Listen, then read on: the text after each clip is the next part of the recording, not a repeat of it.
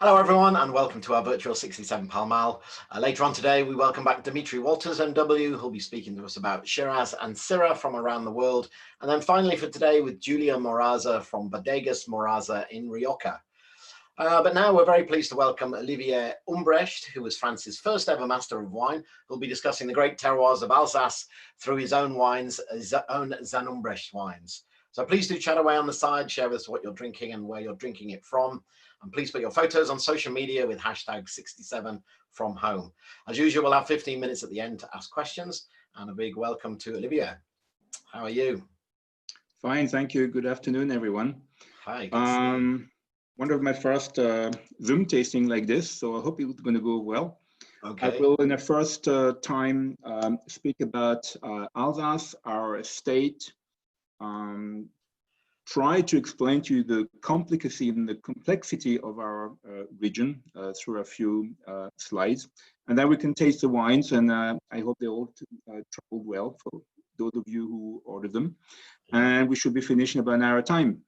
Perfect. So, yeah, I joined the estate in 1989. That was my first vintage. My father started in 1959.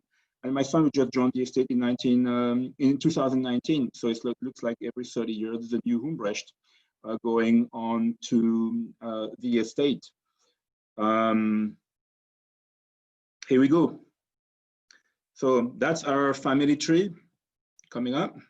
Okay, the Humbrecht family is making wines since 1620. I'm the 12th generation. We couldn't go any further back in the past because of the 30 Years' War, which was a real problem in our area. The Zind family, on my mother's side, only started to make wine basically with my grandfather, Emil Zind, and he was a first generation winemaker. When my parents married together in 1959, they created Domaine Zind Humbrecht and united these two very small estates, starting with a very small 12, 13 acres estate.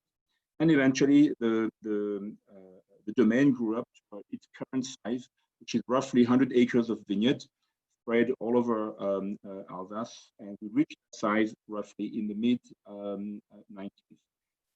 The initial winery became way, way too small. So in 1992, we decided to move on in one of our vineyards and build a brand new cellar in Turkheim. And that's where we are since this moment. I'm just going to try to establish my PowerPoint, and I don't know why it's not. Is that okay now? Yep, there we go. You just need to play it now. Okay, sorry about that. There you go, perfect. Yeah, so the region Alsace, as you can see, is relatively north in France, kind of the same level as Chablis and South Champagne, right in the eastern corner. And today, the vineyard size is roughly 16,000 hectares. But just for your information, the heyday of Alsace was in the 17th century, and it was double the surface then. And in 1945, for all the reasons you can imagine, phylloxera, mildew, oidium disease, world wars, and whatever, the vineyard size went down to 6,000 hectares. And it grew up again in size to reach our current 16,000. What really makes Alsace quite special are two very important factors. It's our semi-continental climate and a huge geological diversity. It's extremely complex. I don't think there's many other regions in the world that can show as many different soil types and water rocks in the entire world. On the estate, we mostly grow the grape variety that you can see here. These are my grapes. I didn't take that from the internet. Small berries, small cluster. We work often with our own method selection, looking for small bunches of grapes to maximize the flavor. The proportion has changed slightly now. We are more like 40% Riesling, 25% Gewurz, 25 Pinot Gris, and the remaining grapes are all the ones you can see at the bottom. Pinot Blanc, Auxerrois being the most important, Muscat and Pinot Noir and Chardonnay being very, very small. In Alsace, as a general, the proportions are completely different, where grapes like the Pinot Blanc and Auxerrois represent a majority with Savannah, and what we call the noble grapes, those three you can see on the screen, represent much less percentage. What characterizes our estate is a lot of different things. I'll go through this as we talk about the wines later on. But what really makes the important factors about us is we harvest everything by hand, only domain-grown grapes. We don't buy grapes, that's a very important point. We press every single cluster, gravity sedimentation or filtration, indigenous yeast. Fermentation can last 1 to 12 months, sometimes even longer. Today, I still have most of my 19 still in full fermentation. Everything is made in large traditional oak casks with long leaf contact, and we only make wine from our grapes and absolutely nothing else, only a little bit of sulfites, which is added at the end of fermentation and sometimes at bottling time. The domain is also biodynamic. We started in 1998 and eventually joined Biodivin, which I'm actually the president today. It's an association of biodynamic wine producers in France, 150 estates. It's not a long time ago. We really started our first experiment in 96, 97. But in the world of biodynamic wine production, it looks like a long time. It's very complicated to speak about biodynamic in a short amount of time. And if I could just say one little word, and I probably will expect more questions later on. What's important in biodynamic cultivation is that the domain has to be organic. That's the first point. Then we will use a few different preparations, and mostly made from plant extract, dynamized, and sprayed on the soil or on the vineyard. And we do this to create the perfect environment for the vine. What's very important to understand is that by nature, a vine doesn't like to produce grapes, doesn't like to produce fruits. And the wine grower will prune those vines, plant them next to each other, create unfair competition between the vine, choose much poorer soil, less fertile, and create an environment which is very aggressive to the vines and will oblige you to produce grapes when you want to. The pruning, like for some trees, is the stress that the plant needs to receive in order to create a reproduction system, because it fears for its life. So it starts to produce seeds and pips and grapes. So you can imagine that the life of a vine starts under a lot of stress. So we try to create this environment which is much more suitable. It's like if you oblige someone to work, but you try to give him a nice office, a nice chair, a nice light, plants, a view on something, he can achieve his work much better. And that's what we're really trying to do with the vine. The less stress we give to the vines, the more it performs better. Flowering gets quicker, the change of color is more homogeneous and much faster. It gives you a much earlier crop. When the physiology of the vine is perfect, the ripeness is even better. And there is less differences between vines and grapes. And that's extremely important for us in order to make good wines. This picture is, we do use horses to plow about 30% of our vineyard. That's the Furinka. Sadly, it's a relatively old picture, and Furinka is not with us anymore, but today we have 4 horses on the estate, and that's in the Brand vineyard. That's a very summarized map of all our estates. So today we'll start the tasting with the Goldet Grand Cru, then we move on to a little vineyard called Cloheiser, just in the middle of the map. Then we move on to the Grand Cru Brand in Turkheim, move on to the Clovinsbuhl, which is our northern single vineyard in Lunadir. Then we go right to the south to the Clos Saint-Urbain, the Grand Cru Rangen in Thann, and we finish again with the Winsbuhl. The 2 most distant vineyards, Clovinsbuhl and Rangen, for information, are roughly about 45 miles apart. Oops, sorry. We can stop this now. I'm just going to give you a little explanation of the geology and the climate we have in our area.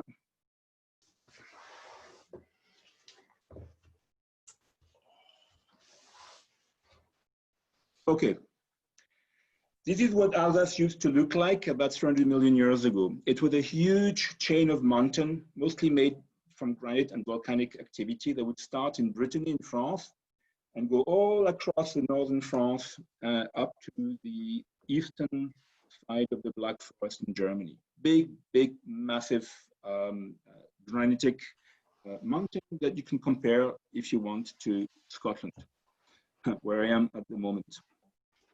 And what happened in the beginning of the second era, the sea covered that mountain range, eroded it, and you can see the granite base on the bottom of the picture, covered by sandstone, which was made by the erosion of the granite. And eventually the sea left layers and layers and layers of calcareous deposits, marls, limestone, and so on and so on. What most people don't realize is that at that time, Europe was very close to the equator. You know, the Earth turns gradually, a little click every year. So at the time, Europe was in very warm seas with lots of, you know, animal activity, life, and plants growing and all that. That's why you find all these massive layers of limestone that you can also find, for example, just outside of London. Later on, under the pressure of the African continent on Europe, it created some mountains to push out. And in our case, where the black arrow is that where Alsace is, we call it the rise of the Rhine axis. And you can still see the base made of the granite with the sandstone on the top and all these layers of marls and limestones. Eventually, around 50 million years ago, in the beginning of the tertiary area, the middle part of this massive mountain collapsed and created what we call the Alsace valley floor that initially was covered by sea. Eventually the sea left, leaving a lot of deposits. You can see on the left side the Vosges mountain and on the right side the Black Forest in Germany currently. What's very, very interesting to see is that where it collapsed, it created fault lines running north and south and east and west, revealing a bit like in a staircase, many of all these layers that were hidden deep under.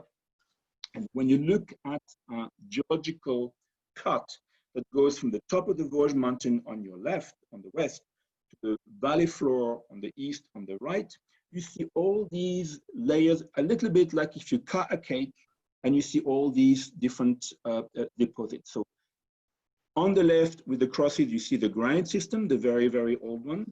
You see sometimes some sandstone, and then you see all these layers of different marl and limestone exposed. This is a cut where you find in Riquewihr, with, as indicated, the Chenambourg Grand Cru. Here you see the fault lines running north to south. But what you don't see is all the fault lines that go from east to west. And that's a major difference with Burgundy. In Burgundy, when you walk in the vineyard, basically, if you always stay at the same altitude, going north to south, you always follow the same geology, roughly. In Alsace, that's not the case because the fault lines running east to west made things move in every direction. So when you look from the top, it looks much more like a big chessboard, in fact. And every square could be a totally different geology.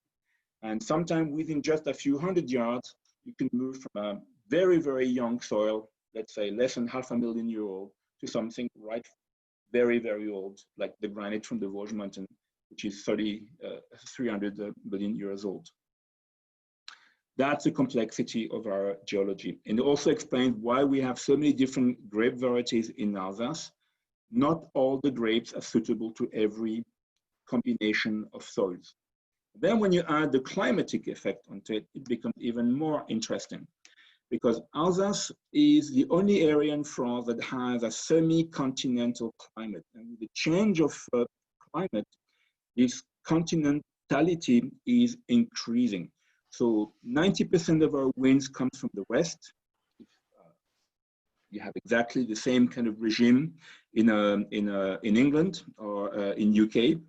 And when the clouds coming from the west hit the Vosges Mountains on their western side, that's where it rains a lot. And rainfalls can be well over 100 inches a year. As the clouds go above the Vosges Mountains, the change in pressure makes the rain stop. And we call it the shadow effect of the Vosges Mountain. You see this in many other places around the world. And if some of you are in America, for example, you have a very, very good example between eastern and western Washington state, for example. One side is very wet and the other side is almost like a desert. Alsace is one of the driest places in France. Colmar is the driest town in France with less than 20 inches of rain a year. Lots of sunshine and lots of very long growing and ripening seasons. That characterizes our climate. So when you combine a complex geology with some soils being wetter, colder, and more precocious or later ripening, with all the different little subtleties of our climate, whether your vineyard is on a hillside, the steepness, the facing, is it east, south, west, the altitude, all that will also change completely the style of the wine, and we'll see this in the tasting in a few seconds. I'm going to quit this little thing here and go to our tasting. That's really annoying. Anyway, I wanted to show you our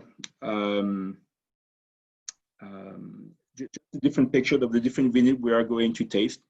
We are starting with the Muscat Goldert. And Muscat Goldert is a Grand Cru vineyard that originated into my family's Humbrecht family. We probably were making wine from that vineyard for a very, very, very long time. Unfortunately, the oldest vintage that I was able to taste was my grandfather. His last vintage was 1959. And the wine was absolutely stunning. Muscat is a grape variety, which for most of you would just think it's a grape variety used to make sweeter wines, wines which are often fortified, like in Italy, or Vino Nobile, Vino Santo, this kind of product. In Alsace, we use two different grape varieties for Muscat. One is called Autonel, the other one is called Muscat d'Alsace. And the Muscat d'Alsace is the Petit Grain grape, exactly the same grape as you can find in the south of France. Most people would blend them together, half and half, maybe with a majority of Autonel, which is a bit more fruity, easier drinking. The Goldert is probably the Grand Cru in Alsace that has the strongest reputation for producing Muscat, and an amazing 40% of the vineyard is planted with this grape, and it's usually mostly the Muscat d'Alsace. Muscat d'Alsace takes longer to ripen. It requires a better vineyard, but it can keep a fantastic acidity.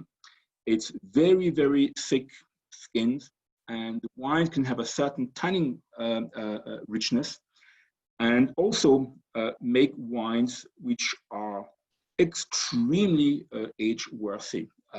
Not so long ago, I did a tasting with a wine from the Goldert from the 60s, and they were all in absolutely brilliant condition. When it's young, it is aromatic. If you taste the wine now, you probably will have, I'm going to pour mine. Oof, pressure in that little bottle.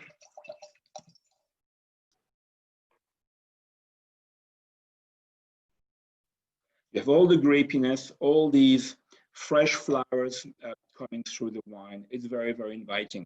You could think this is a wine to drink young and enjoy as a summer wine. As the wine becomes slightly older, these grapey aromatics disappear in the wine, and surprisingly, the wine takes more of a kind of Riesling profile, becoming much more mineral, and these floral aromas becomes more like mint or box tree, and it is an amazing complex wine in the aging. It can be drunk young, but it will age very, very, very well, because the Gaudet also has a capacity to keep a fantastic acidity into the wine. And in Alsace, some people would make Muscat with a little bit of sweetness if it's meant to be a young drinking wine as an aperitif and all that. But in the Gaudet, even though the fermentation can last a whole year, it usually finishes quite dry, which is the case of the 2018 vintage. So some of you might be surprised when you smell the wine, you think, oh, this is going to be a late harvest or something like that. Because it's so aromatic that then when you taste it, you realize how dry the wine is and how precise it is. It's a wine which is basically, if I can compare it, a combination between a Riesling and a Viognier. You have all the strict acidity and structure of the Riesling, and you have the floral aspect of a Viognier wine. And usually, and that's very interesting, with a relatively low alcohol level. Most Muscats are usually harvested between 12 and a half, very rarely close to 60% potential alcohol. So they're also very, very easy wine to appreciate and drink. They're not powerful or heavy.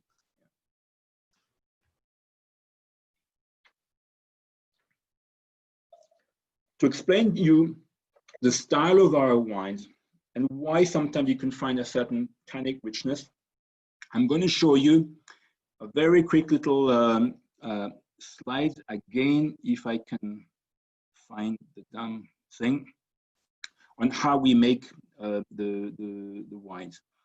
And this will probably allow you to explain our work. So just give me a little.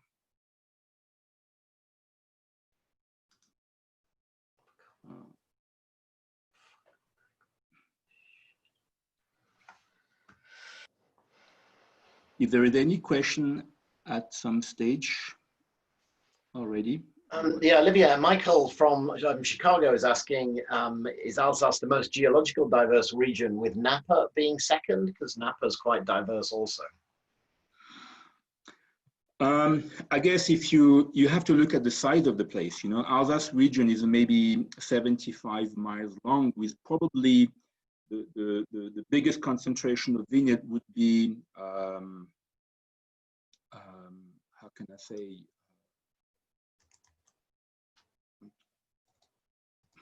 50 miles, 40 miles. You have maybe 90% of the top vineyards in Alsace. If you compare with Napa, well, it's probably much wider. In Alsace, we have certain types of soil types, like, for example, volcanic will be one of them, slate will be one of them, sandstone, granite, and all different combination of marl, limestone, and calcareous. But then you also have to consider the mother rock type, because you can have a limestone above a granite or vice versa, which create that kind of complexity, Okay, now I hope I can open it. So Napa, I know relatively well. I would struggle to imagine it would have so much soil complexity as we have in Alsace. Another region in France you may find a lot, if you of the similar size, would be Jura area, with all different kind of layers of limestone, but you will struggle to find something like granite or volcanic or slate in that area. No, I would think it's pretty much difficult to find another one. So hopefully, okay, now I've got it. Here we go. You just confirm you see something on your screen. Yeah, we can see it. Yeah. Okay. Fantastic. Just a picture of our winery, and also this depicts you a little bit for those of you who haven't been lucky yet to go to Alsace. It's one of the really most beautiful wine roads in the world. And if you like wine, you probably also like going eating out. And our region also has a huge choice of fantastic restaurants. I always say I'm never more than 5 minutes away from a Michelin star restaurant, wherever I am in Alsace. So that's something to consider. You see the winery in the bottom of the picture, the village of Turkheim in the background. You can see the newly parts of the village, and the heart of the village is exactly here. That's the old town. It goes back to the 12th century, which was fortified. You see the Grand Cru vineyard here. I hope you see my little arrow moving on the screen. Yep. Yeah, that's a Grand Cru brand. This area is what we call Herrenweg, or the Turkheim, in what makes a village wine of Turkheim. On the background, you see the Vosges mountain with the highest summit on the back here, which are roughly 4,000 feet elevation. And the valley that penetrates the Vosges mountains here is one of the big ones in Alsace. It's called the Münster Valley. At the end, you have the village of Münster, that's where the famous cheese is made. So we harvest everything by hand in a very small container. That's just an example of a Gewürztraminer in the Rangen vineyard. For Gewürz, we look for very high ripeness, so the vineyard starts to look like you can see, very yellow, but when you go for drier wine, it looks a bit more normal, greenish yellow in color. Everything is brought to the winery. We press everything whole cluster. We have 3 big presses. All the grapes are dumped directly into the press via these funnels from the small container. It's done by hand. And we press usually between 14, 18 to 24 hours every load. Muscat, that's why I'm showing you these pictures, is the grape that we press the longest. Muscat d'Alsace has very thick, tough skin. It's very hard to extract the juice.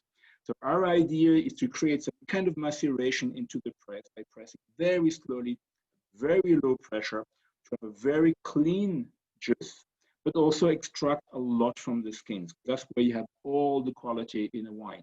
Everything that makes a wine age very, very well is also in the skin. The inside part of the berries, the pulp is mostly sugar, acids, liquid, water, that makes the consistency of the wine. But the taste, the flavor, the character that comes from the skin. So we perfected this now for a very, very long time. My father was the first wine grower in France to buy such presses in 1986 to be able to press whole cluster outside of sparkling wine method, obviously.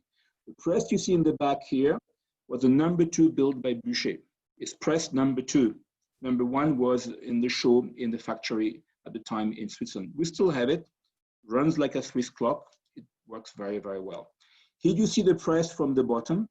We have this huge, deep cellar that allow us to work by gravity.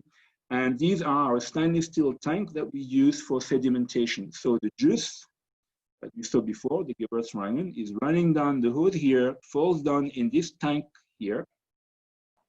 You can see closer, and fills up. It's temperature controlled. And the following day, when the juice starts to be slightly clear, about the consistency of very lightly cloudy milk, if you want. Then we wrap the wine, and that's pumped for the first time into our traditional oval oak casks, like this one, for example. They range in size from 600-700 liters for the small one to about 10,000 for the biggest one. And then, the fermentation starts naturally with indigenous yeasts and can last, as I said, a very, very long time. The higher the acid, the lower the pH, the longer the fermentation. And that's the kind for the Muscat Goldert 18. It fermented until about September 2019, and it was bottled this winter, in January actually, just before lockdown. We were lucky. And here we go. So it was bottled about 6 months ago. This 2018 wine. It has exactly the same profile of fermentation as you would find for most Pinot Gris and Rieslings. These 3 grapes are usually bottled a year and a half after the harvest. Gewürztraminer, as you can see on the screen, has a much faster fermentation because the acidity is lower, pH is slightly higher, and automatically the yeast are not as annoyed by adverse condition, and usually the wine reaches the desired alcohol level after 3, 4, 5 weeks, and then the wine can be bottled usually 12 months after. So I'm sorry, I didn't have in my computer a picture of the Muscat in the Goldet, because we also grow Gewürztraminer. So for those of you who know the difference between Muscat and Gewürztraminer vines, will notice the difference. For the rest of you, it probably makes no difference. Gewürztraminer vines can be recognized very easily if you have the good eye, because the end tip is very silvery. When you see the young little leaves at the top of the canopy, they have a kind of silvery aspect. Goldet is an east-facing vineyard with a gentle to steep slope on an old Oolitic limestone. This is the kind of limestone that was made towards the end of the, the beginning of the third era. So it's easy to understand. The younger the limestone, the richer it is, because it went through less erosion. You know, you have more earth, more marl, more clay mixed into it. So Goldet is a relatively deep soil, keeps the humidity very, very well, doesn't suffer from drought, and ripens much slower because it's an east-facing vineyard. And that's exactly what you need with the Muscat grape variety.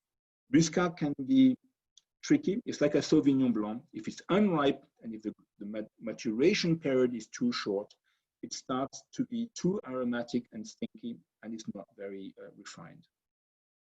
So I hope you all enjoyed this first wine. I am. Moving on to the Clos. If you have any question on this wine, please don't hesitate to ask me. Yeah. So moving on to the second wine, it's the Clos. So the Clos is a 1.2 hectare vineyard, which is located on the bottom of the Grand Cru Hengst. That's a Grand Cru Hengst. And the Clos is that big square here. You don't really see the, you can guess where the wall is at that level here. Look at the soil. It's made of third era Oligocene limestone, which is a rich marl limestone soil. And the color red comes from a much higher level of iron into the soil. And I'm not saying that if the soil has or doesn't have iron in it, it's better or worse. That has nothing to do with the quality, but it explains a certain style for the wine. It's on the bottom of the hillside, so it's a gentle east-facing slope. There is roughly 3, 4 to 5 feet of marl earth on top of the Oligocene mother rock. So it's a bit like the Goldet, very deep soil, fantastic water retention capacity, but also good drainage if it rains too much. It's a relatively very fertile vineyard. So yield and vigor are more complicated to control in such situations. But it's also a vineyard that never suffers from drought or excessive heat. Because the soil is like this, we call it late ripening. It means that it takes longer time and much more heat for the soil to warm up every day, and from winter to spring and to summer. And that slows down the growth of the vine and also the ripening process. So Clos, as a result, is always one of our top 2 or 3 wine with the highest acidity we make in our vineyard. Olivier, yeah. Kathy was just asking, could we know the ABV of the wines as we're tasting them as well? Possible. So for that's the alcohol level. Yeah. Okay. So for the Muscat and then for this wine. Yeah. So I am going to do something else. It should be coming. And you're pretty famous for all your Clos wines. And are all those monopoles for you? Does anyone else have part of those Clos? This Clos is a monopole, yeah. My father basically created it when he planted the vineyard in 1973. First vintage was 75. And we started to call it Chlorhäuser, if my memory serves well, in 1981 with the first release from this vineyard. So as you can see on the screen, the vine, yeah, planted 73. So in 18 they were what, 45 years old. And are they close as in Burgundian close, so walled vineyards? Yes, yeah. The only vineyard where we cannot really make the square is when the slope is too high, because the walls are usually built parallel to the levels of altitude, if you know what I mean. I don't know how to say that in English, but it's very difficult to build a wall in a very steep slope going up to the bottom, down to the bottom. You know, it collapse. If you look like on the Hermitage Hill, for example, all the walls are horizontal; they don't go straight down. If you try to build it, usually they don't last long. But when the vineyard is relatively flat, not too steep, then it's possible to do the wall. And Sophie's asking, could you possibly explain a bit more the Grand Cru system in Alsace? Because it's not necessarily based on grape varieties. Is it based on villages or vineyards? And how does it work? Who decides? And how does it get a Grand Cru status? Okay, so just to answer the ABV question here, the Chlorhäuser is 12.6%, which is very standard for most of our Riesling. The sweetness here is 7.8 grams per liter, which is slightly higher than what we usually do, but that's related to the acidity level. pH is 3.05, that's very, very low. It means the acidity is very powerful. And never forget, in France, we always speak the acidity in sulfuric acid. Don't ask me why. There is a logic to it, but it's too complicated for me to explain now. In all other countries, it's expressing tartric acid. So if you convert sulfuric acid into tartric acid, you multiply by 1.5. So when you see 4.5 grams of acidity, you think, oh, that's not very high. In fact, it's closer to 7. And for wine that went through malolactic bacterial fermentation, it's a very, very high acidity. And that explains the style of the wine. I'll answer your question after. I'll just go back to the, that's our website. So please feel free to, sorry, I don't have 18 vintage yet on it, my fault. The Muscat Goldet 2018 is, if my memory serves well, about 12.1, 12.2%. I could check that for you very precisely. If you give me 2 seconds after in my computer. So the Grand Cru system, very good question. I'm just going to open one thing. I went a bit quickly before, unfortunately. I didn't.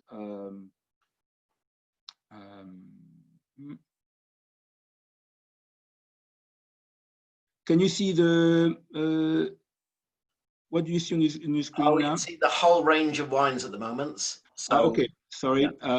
So I keep forgetting I have to shut it up and open it again.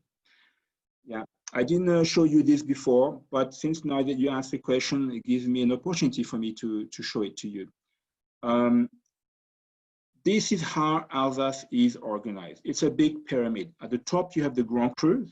We have 51 AOC Grand Cru, and what's also in red, and everything else is one AOC Alsace, okay? And then we have another AOC, which we're not going to talk today. That's the Crémant d'Alsace, which is a méthode traditionnelle sparkling wine made in our region. So in total, Alsace has 53 AOC, 51 Grand Cru, 1 Alsace, and 1 sparkling wine. Within the 1 Alsace, this is what's going to happen in the future. You have at the bottom the Alsace AOC. You have what we call Cru Communal, which is the village wines. Today, there are 13 village wines classified in Alsace, and more to come. Then you have the lieux-dits, like we have, for example, today, tasting the Chlorhäuser or the Clos Winsbühl. These are lieux-dits, single vineyard. And currently, we are selecting in Alsace. When I say we, it's not me, unfortunately. It's INAO and lots of different people. I'm working with them, but I'm not alone into that. It's currently being done. Maybe 30, 40, 50 of these 600 lieux-dits which are in use in Alsace might be classified premier cru. So maybe if we do this tasting in 5 years' time, I can tell you, being very proud, maybe Cloheuser, maybe Clovinsbull will be a Grand Cru. In terms of proportion, it doesn't look like this. The Alsace AOC Grand Cru all together represents today about 4% of the production. You know, we might have 51 Grand Cru, but it's a very small portion of the wine made in Alsace. The Premier Cru might probably be less in volume, and same thing for the Lieu-dit and the Communal. They probably together represent maybe 10% of the production. So the base Alsace will still in the future represent maybe 85% of the wines made in Alsace. I hope that answers the question on how we are, you know, doing the hierarchy of our region. Then, of course, we have. Sorry, Olivier, what does DGC stand for? Something Grand Cru? No, DGC is a technical term from the INO. It means dénomination complémentaire. Okay. It's like it's something which is part of an AOC that you can add as an information.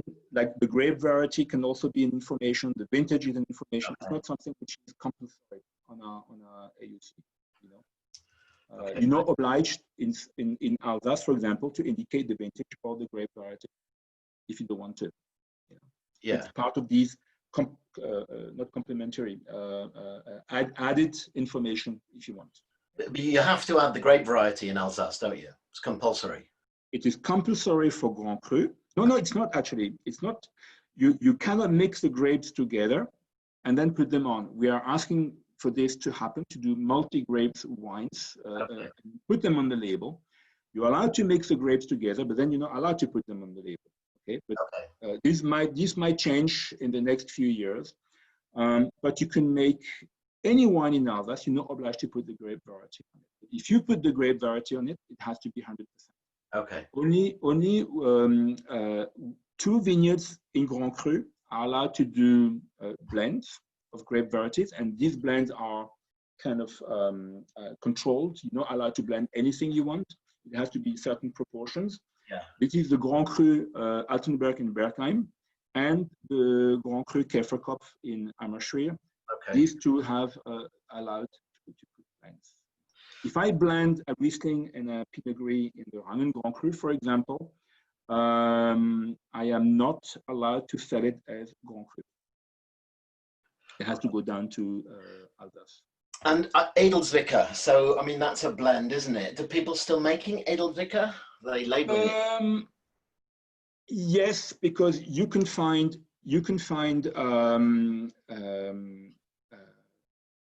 lots of blended wine in Alsace, but people don't use the word Edelzwicker anymore because it's really so pejorative, you know. It used to be a wine mostly bottled in liter bottles in the past, sold very cheap. So when people do blends today, they're looking for something noble, and they will never use the word Edelzwicker anymore. Something has replaced it a little bit. It's the word gentil, which is a blend with a much higher proportion of the better grapes, you know, like Riesling, Pinot Gris, and yeah. And is gentil, is that just for Ugel? Is that an Ugel registered name, or can anyone use gentil? Well, I can show you a label of gentil wines made in the 17th and 18th and 19th century. So unfortunately for the region, and I say this with my heart, it's a pity that Ugel registered the trademark, but only in the USA. In the rest of the world, any growers can use the term gentil. And I know many of my friends, I don't make any gentil, but many friends, wine growers now that makes a gentil and sell it in France. But they're not allowed in the USA because it's a trademark. Okay. Yeah, just to be precise. Okay. Right.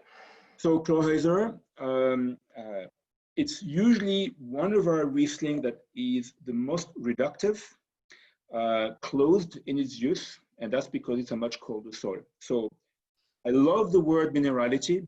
but for many people, it can mean anything. You know, some people think minerality is actually sulfur in the wine.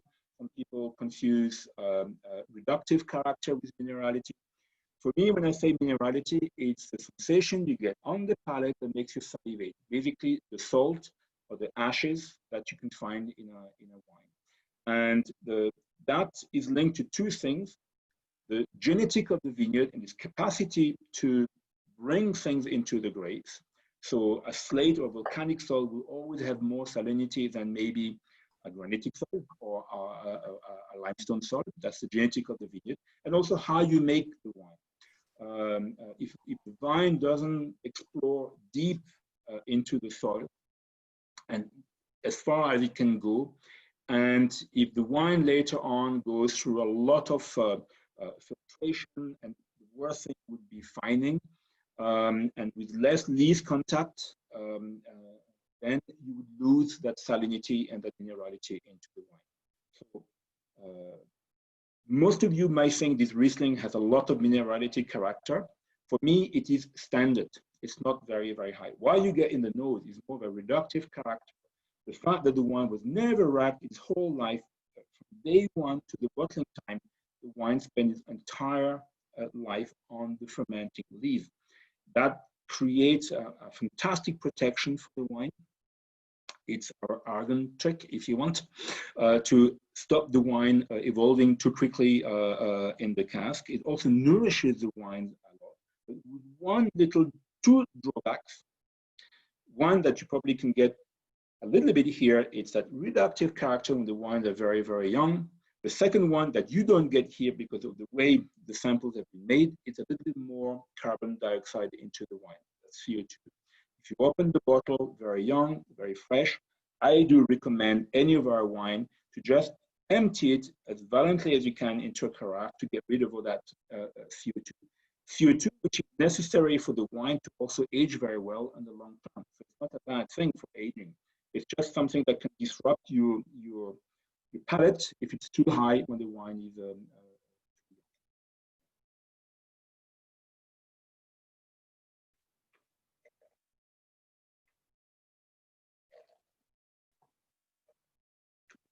$17. I didn't speak about the vintages. I'll do that very quickly. 17 is, let's start by 18, sorry, with the Muscat Goldet. 18 was very early precocious vintage. We harvested, we started the harvest early in September, but then it took a long time to finish. We finished the harvest early October, but some people were still harvesting in November. Why? Because it was a relatively large crop for some people. That's not necessarily a good thing, okay? But also we had a very, very wet spring, and then someone turned off the tap and we had absolutely no rain basically between July and the end of the year. And that made the berries very, very small, lots of skin material, less juice in the berries, so very concentrated wine. It's a beautiful vintage 18. The wines are very, very balanced. It took a long time to ripen, which is a good thing for flavor. But there is the question mark is the quantity of production. If the vineyard were over yielding and people would not control that, you can find some dilution in 18. 17 is the vintage of the frost. Alsace rarely get hit by the frost. My father's never seen that as bad as in 2017. We lost an average of 65% of our production in 17, mostly on the valley floor than on the hillsides, but still grape varieties like Gewürz were super badly hit, Riesling a little bit, and the Pinot Gris was the grape variety where we lost the less, with only sometimes 30, 25% of losses. But the result was an extremely balanced vintage, small crop, lots of concentration, lots of dry extract. It's really a vintage for long keeping. It's a fantastic vintage, 17, all over the board. 16 resembles a lot to 2018. Very, very wet spring. Lots of problem with fungus disease like mildew, for example. So we had to be really on it and not making mistakes at that stage. And then eventually a very, very dry summer and ripening season and harvest. So the wines are very, very delicate, quite intense, good concentration, if again, the yields were properly controlled. So today, and that's probably thanks to global warming, we don't have really catastrophic vintage where the grapes struggle to ripen and all this. Our biggest issues, besides some trunk disease problem in the vineyards, well, I'm not going to talk about that now, is mostly when we have too much drought in summer and how we can create proper conditions for the vine to survive under much drier conditions. Because I remind you all, in Alsace, we're not allowed to irrigate the vines.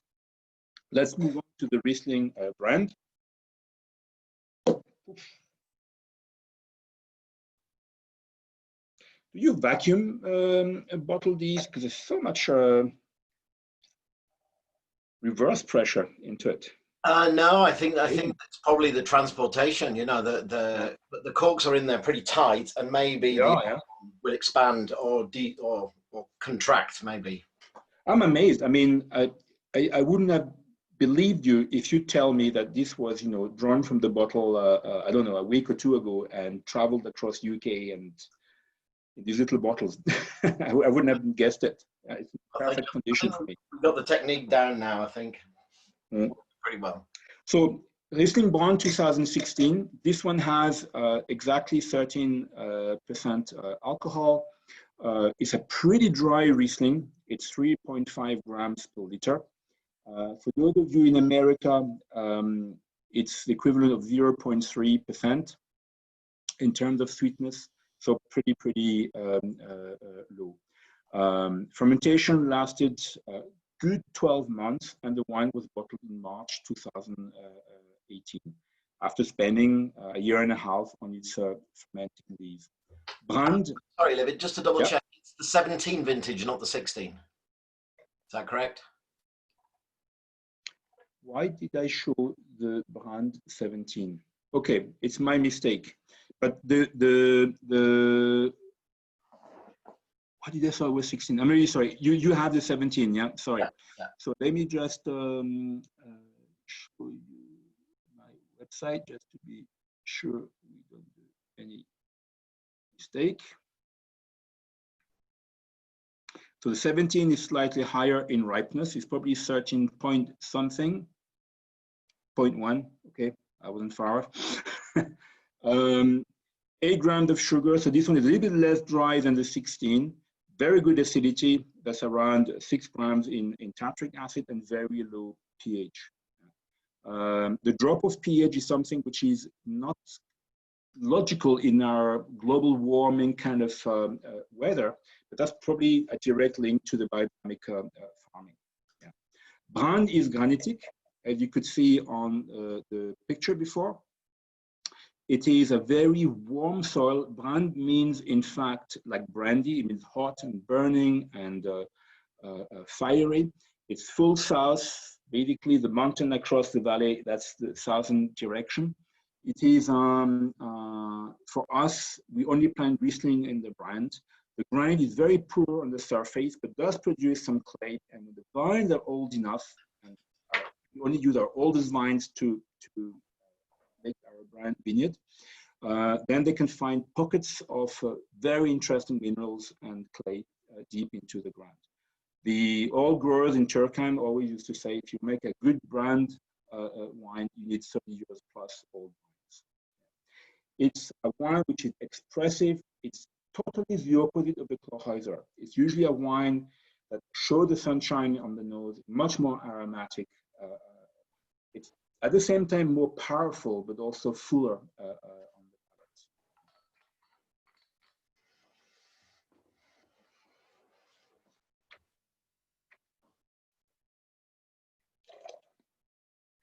You can also see the acidity texture different from the Klochhäuser, which is more zesty, and the brine more enveloping the palate.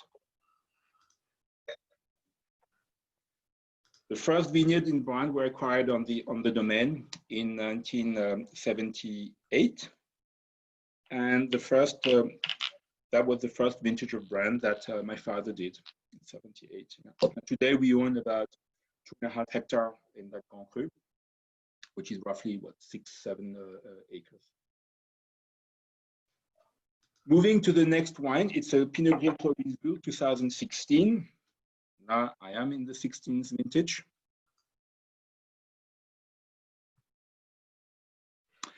So yeah. The Vinzbull, isn't that beautiful? The Vinzbull is this hillside here. It's on a Muschelkalk limestone. It's a 6.5 hectare historical clos that was established by the Habsburg back in the 14th century. And then after the Westphalia Treaty, when Louis XIV invaded Alsace, it became a property of the French king until the French Revolution. And then it was passed on to different private families.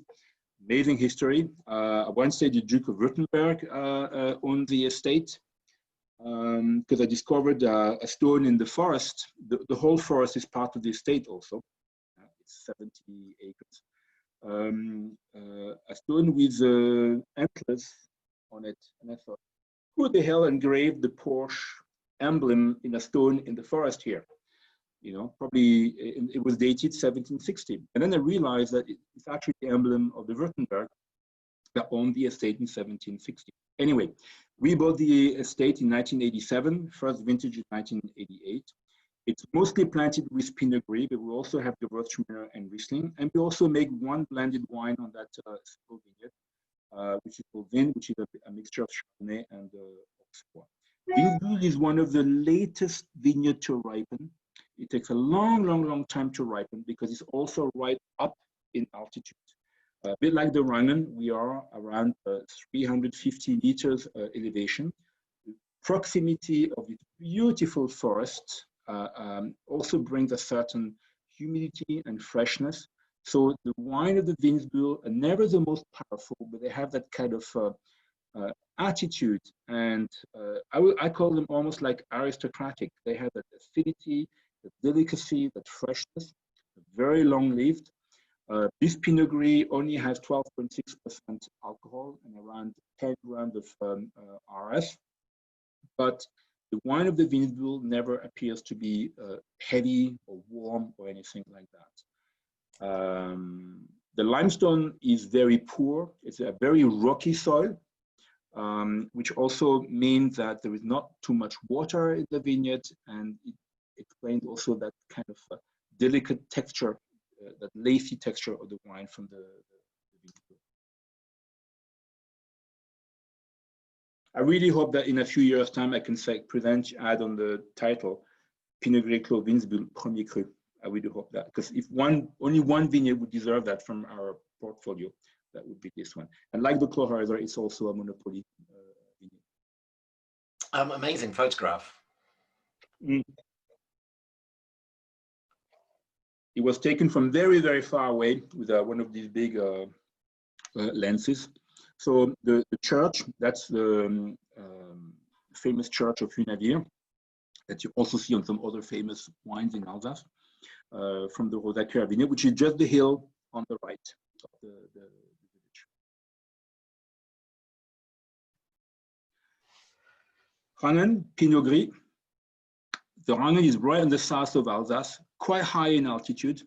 The river on the bottom, the Thur, is roughly higher than the summit of the Rhine vineyard in Turkey. As you go south in Alsace, you go up the Rhine River, you go up in altitude. The valley where the Rangen is located is a shorter valley, very close to high summits. You often see snow in this mountain right up into the middle of June. Yeah?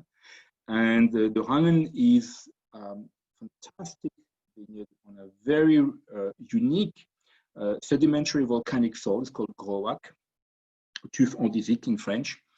And full south facing, very steep vineyard, as you can see.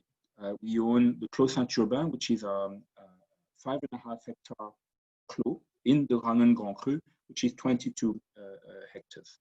It was probably established by the Franciscan monks in the 11th century. The beautiful collegiale you see here was in the middle of a Franciscan monastery, and this one was built. Was built in the period of 13 to 15 century. Before someone asked me, the donut you see on the top of the hill is actually an old castle's tower that was bombed down by Louis XIV in 1673. And it looks like you see through it. So hence, it's called the Eye of the Witch. The volcanic soil makes a very flinty, smoky type of wine. If you compare the color of the wine, if you still have some in your bottle or in your glass in front of you, you'll probably notice that with the Gewürz, the Rangen is darker in color. There's something with the volcanic rock that packs the wine with certain kind of minerals which are unusual and also make the wine also slightly darker in color. But do not think that it's more evolved than the other wines. Whatever the vintage, whatever the grape variety, when you mix them with other wines, the Rangen is often one of the darkest. The Pinot Gris can be made anything from a very dry style, like you have this wine. It's only 1.7 grams per liter RS. That's 0.17% sweetness. It's bone dry. Alcohol here is 14.3%. The wine of the Rangen are very, very powerful. It's the opposite of the Vinzburg. And you can also make sometimes very, very sweet wine in the Rangen, because you can see the picture here, that's more of a later October, November scene. The fog comes in from the valley and the river, and the botrytis develop. If you want, you can also make some SGN into the Rangen. It does happen some vintages. On a normal year, especially when the harvest is very, very early, it gets more tricky to get botrytis because you have to wait so long. It often doesn't develop very well. So we prefer to go for the bone dry style. And the Rangen, even though it's always the last Pinot Gris to be harvested, it's the one that finishes to ferment the first, and often the driest. Again, it's a mystery I cannot explain. And sorry, Olivier, and what did you call, what was the name of the volcanic sedimentary soil here? Growack. You have an estate in New Zealand called Growack. I don't know if you know them. Greywacke, okay. Greywacke, yeah. Greywacke, so that's the Alsatian translation of Greywacke. It's Growack. Okay. G-R-A-U-Wack. It's in fact, the volcanism was under the sea. You remember my picture where the sea was covering the area? Yeah. And the smokes and the fumes eventually sedimented under the sea and got compacted as the mountains came out. Very dark, heavy rocks. They break a bit like a slate, but they have all these funny angular cuts into it. Very bad when you drive on the road here with a car, because most of the time you break your tires on it. Just to explain to you, it's also a vineyard that has huge. It's very poor soil. It's basically like rocks, you know. It's same configuration as if you look at a Mosel steep vineyard, except here it's volcanic matter, and with a very, very specific combination of minerals into the soil that gives that unique taste to the wine. Flinty, smoky character, pierre à fusil, as we say in French, is very unique to this vineyard.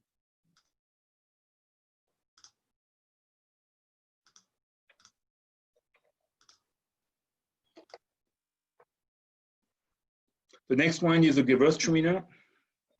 When you taste Alsace wine, I think you're always obliged to at least have one Gewürztraminer.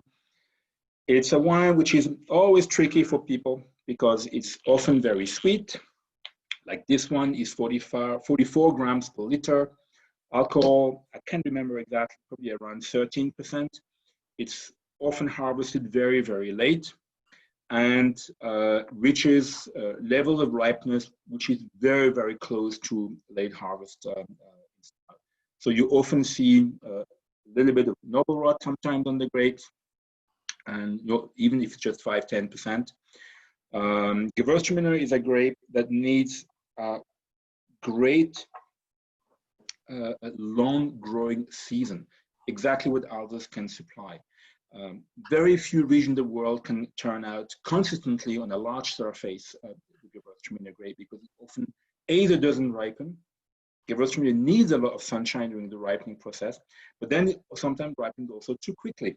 And that's not good because then you harvest the grapes before they are physiologically ripe, and then they smell like a cheap perfume or something like that. And that's not what you want. You know, you're looking for very ripe fruits, ripe exotic fruits, mango, lychee fruit, and things like that. The ones if the wine smells more like the dentist or cloves or geranium character is too strong. That's usually a sign of under physiological ripeness. Here, the Gewürztraminer are located on the top part of the hill. It's this part of the vineyard here. That's Pinot Gris on the first part of the vineyard. And Gewürztraminer is a grape that needs a certain depth of soil, but not too much. If the soil is too rich, you end up by not ripening the grapes properly. So, and Olivier, Charles is asking, how much of the sweetness in any given cuvee is dictated by the climate conditions, on how much by yourself? I'm sorry, my dog just started to bark. I hope you don't hear it too much. Yeah, how much of the sweetness is dictated by climate and how much by choice? It's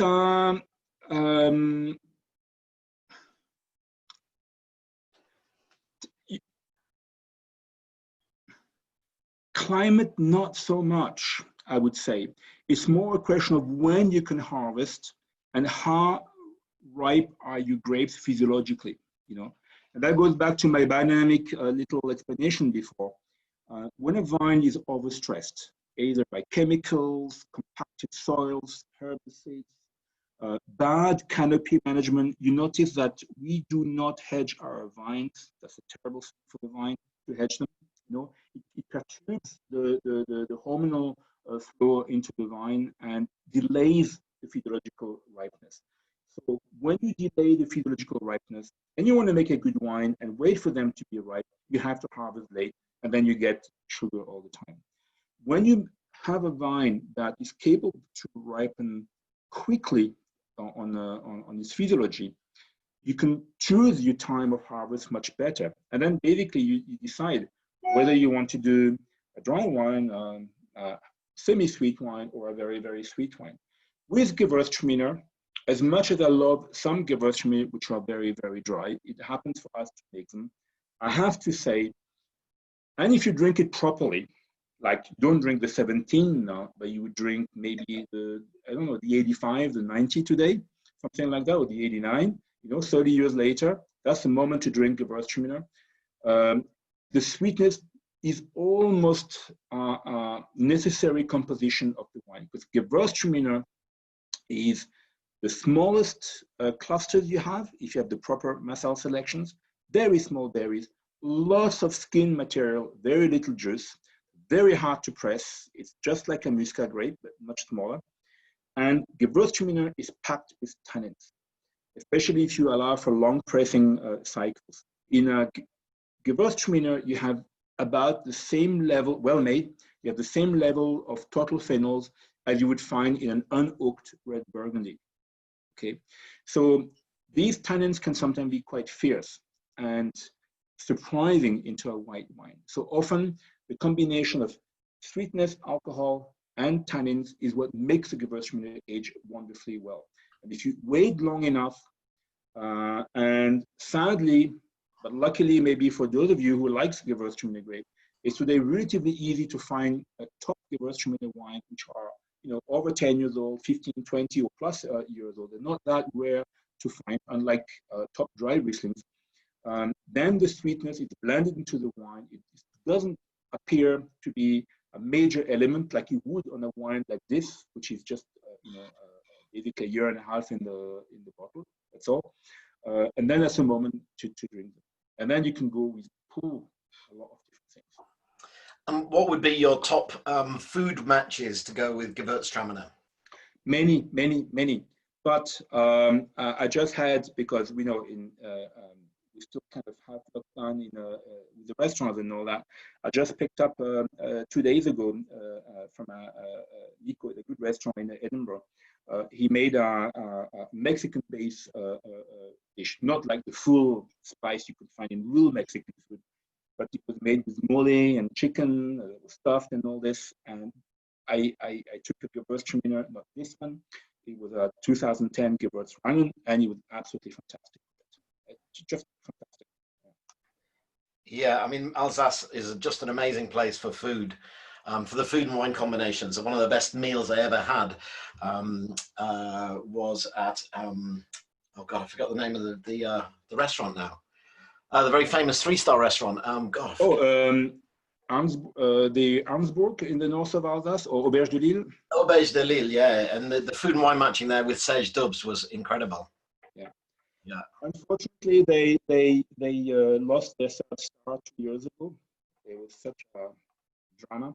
I don't understand why, but you know, they have a very the traditional food in Alsace is quite traditional. So, you know, we use butter, less olive oil, and things that are properly roasted and cooked, and not just half raw or into ceviche and things like that. And probably it's a kind of food which would appear to some people a little bit maybe old-fashioned in a certain way. You know? So, but I absolutely adore it. Yeah, it's a fantastic place to go to. Absolutely, yeah. Well, I think, Olivier, that's all the questions that have been asked. Milo is just asking, Gewürztraminer tends to have a lot of different colors. And why is that? Sometimes it's orange, sometimes a bit more on the pinker side. Why is that? Very, very good question. Gewürztraminer only represented a few % of the production in Alsace back in the 40s and 50s for multiple reasons. Very small cropping, and would make a very expensive wine. You end up sometimes with just 20, 30 hectoliter hectare. Then the INRA in France decided to produce clones, and the criteria were more aromas and more volume. Big mistake. And the modern clones of Gewürztraminer, I will never use them. Whenever I have a vineyard, we pull them one after the other. They make wine which are too aromatic, ripen sometimes too quickly, and also more harder to control the vigor. And they all have that slightly darker, almost reddish color, you know, going toward a little bit of purple and burgundy red. The old clones, you can find the very, very old wine. It's like the picture I showed you earlier, and if I could find it back somewhere, it was, don't have it here anymore, sorry. If you remember the picture I showed you before, it's a slightly more orangey color, you know? And when you taste the grapes, they are more refined in the flavor. It's not as pharmaceutical or intense, but more complex. Yeah? You get more spices also into the aromatic composition. Yeah. And your favorite vintages? Always the last one. No, it's very, I can tell you the vintage where I sweated and it was complicated, you know. That was 14, for example. We were invaded by the Suzuki, so it was very hard vintage. Some fantastic wine made there, but it was really complicated. 2010 was also a fantastic year, but complicated. The winter frost did a lot of damage to the vines. 2003 was a crazy year also with the heat and all this. In terms of balance, I love a vintage like, for example, 19 and 17. Very, very balanced. Things were relatively easy to produce. Yeah. Quality-wise, I always say, for me, of course, vintage is important, but the origin of the grapes and who makes it is just as important. Yeah. There's so many great wines made in so-called off vintages that I would not just concentrate on something like, you know, because one vintage gets half a point more than another.